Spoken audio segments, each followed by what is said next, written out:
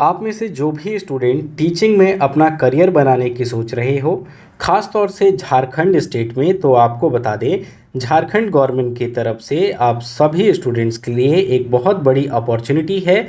और ये अपॉर्चुनिटी आपके एस्टेट को लेकर है। झारखंड गवर्नमेंट ने फाइनली झारखंड स्टेट टेस्ट जो होता है टीचर एलिजिबिलिटी टेस्ट, उसके फॉर्म को रिलीज़ कर दिया है। जो भी एलिजिबल स्टूडेंट हैं इसके लिए अप्लाई कर सकते हैं।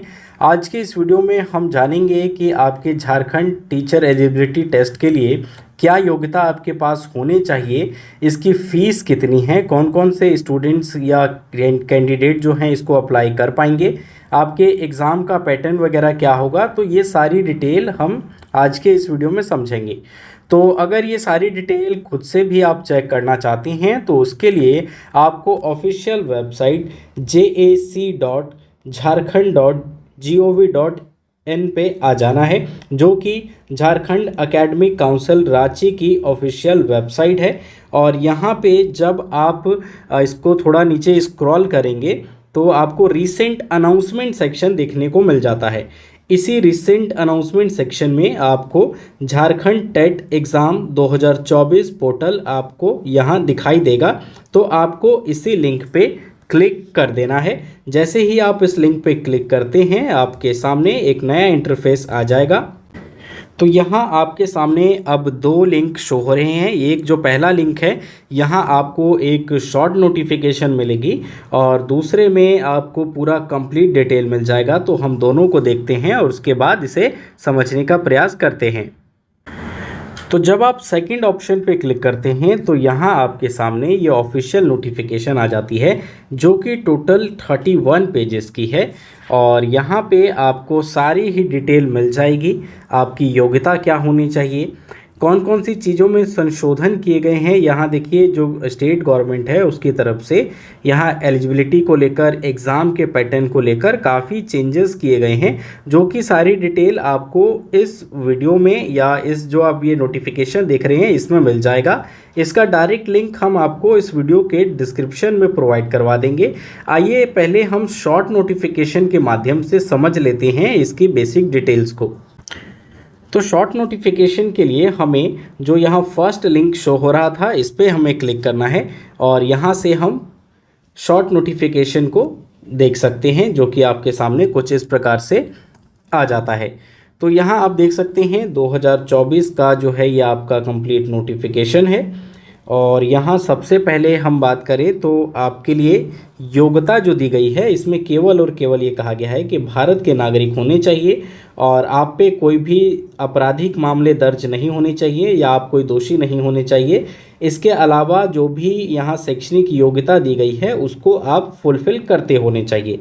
तो पहली चीज़ तो यहाँ क्लियर हो जाती है कि बहुत सारे स्टूडेंट्स का क्वेश्चन रहता है कि हम अदर स्टेट के स्टूडेंट हैं तो क्या इसके लिए एलिजिबल है। तो यहाँ देखिए कहीं भी मेंशन नहीं है कि केवल ये झारखंड के जो स्टेट के जो स्टूडेंट है या कैंडिडेट है वही अप्लाई करेंगे। यहाँ लिखा हुआ है भारत के नागरिक होने चाहिए, तो आप किसी भी स्टेट से हो तो इसके लिए एलिजिबल होंगे। और ये जो आपका एस्टेट है ये 2 लेवल यानी प्राइमरी और अपर प्राइमरी के लिए यहाँ आपके लिए फॉर्म रिलीज़ किया गया है। प्राइमरी में आप जो है कक्षा 1 से लेकर 5 तक के लिए पेपर 1 के लिए अप्लाई करते हैं और अपर प्राइमरी में यानी उच्च जो होगा आपका उच्च प्राथमिक, इसमें आप कक्षा 6 से लेकर 8वीं तक के लिए पेपर 2 को अप्लाई करते हैं।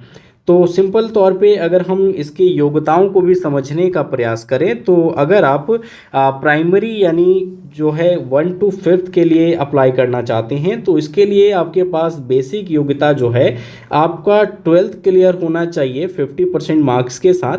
और इसके अलावा आपके पास 2 ईयर का डिप्लोमा कोर्स कोई भी होना चाहिए जो कि टीचिंग से संबंधित हो, चाहे वो आपने किसी स्टेट से किया हो या सेंटर के किसी इंस्टीट्यूट से किया हो।